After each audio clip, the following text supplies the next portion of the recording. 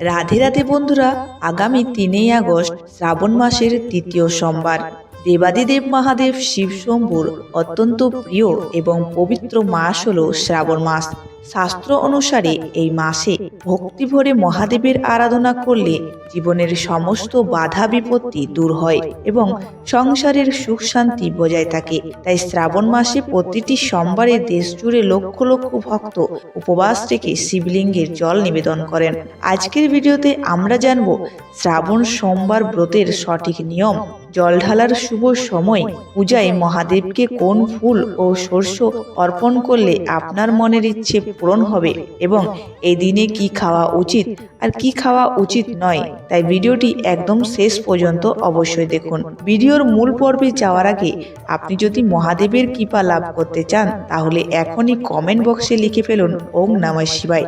আর আমাদের চ্যানেলে নতুন হয়ে থাকলে এই রকম আরো ধর্মীয় ও তথ্যমূলক ভিডিও পেতে চ্যানেলটিতে সাবস্ক্রাইব করে পাশে থাকা বেল আইকনটি প্রেস করে রাখুন। শ্রাবণ সোমবারের দিন সকাল থেকে সন্ধ্যা পর্যন্ত যে কোনো সময়ই ভক্তিভরে শিবলিঙ্গে জল ও দুধ নিবেদন করা যায়।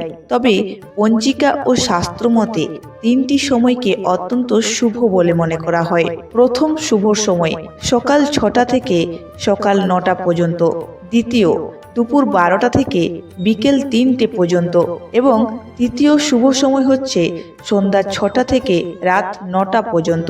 এই নির্দিষ্ট সময়ের মধ্যে গঙ্গা জল বা পরিষ্কার জল দিয়ে শিবলিঙ্গের অভিষেক করলে বিশেষ ফল লাভ হয় বলেই বিশ্বাস করা হয়। এবার জেনে নেওয়া যাক পুজোর সঠিক নিয়ম।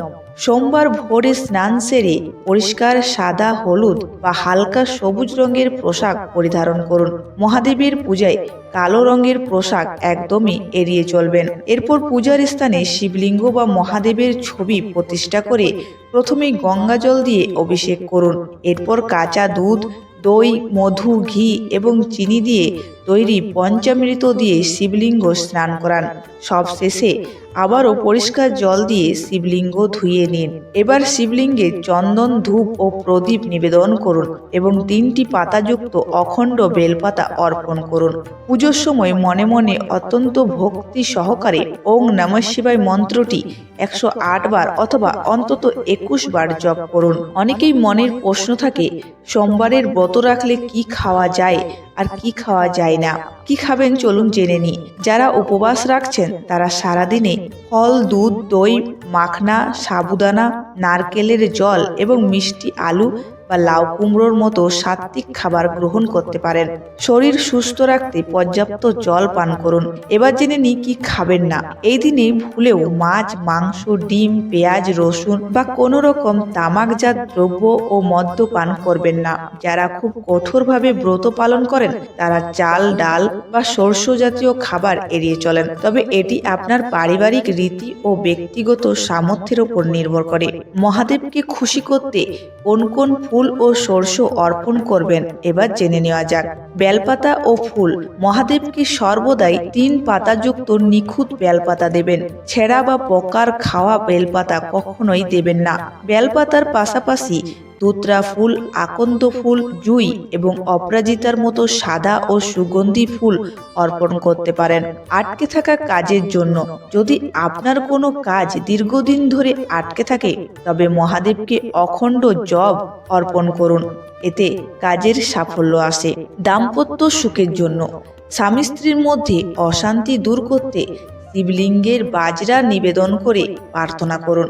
এবার জেনে নেওয়া যাক নেতিবাচক শক্তি দূর করতে, শত্রু বা অশুভ দৃষ্টি থেকে বাঁচতে পঞ্চামৃত অভিষেকের পর শিবলিঙ্গের কালো তীর অর্পণ করুন। স্মরণ শক্তি বৃদ্ধির জন্য। শিক্ষার্থীদের পড়াশোনার মন বসাতে কাঁচা গরুর দুধের সামান্য চিনি মিশিয়ে মহাদেবকে উৎসর্গ করুন। শাস্ত্র ও লোকবিশ্বাস অনুযায়ী অবিবাহিত মেয়েরা যদি এই সোমবারে মহাদেব ও মাতা পার্বতীর পুজো করেন তবে তারা যোগ্য জীবন সঙ্গী লাভ করেন। জল ও বেলপাতা দেওয়ার পর মা পার্বতীর চরণে লাল ফুল ও সিঁদুর অর্পণ করুন এবং ওং উময়ে নমঃ মন্ত্রটি জপ করুন। বিবাহিতা মহিলারা স্বামীর দীর্ঘ আয়ু ও সংসারের মঙ্গলের জন্য এই পুজো করতে পারেন।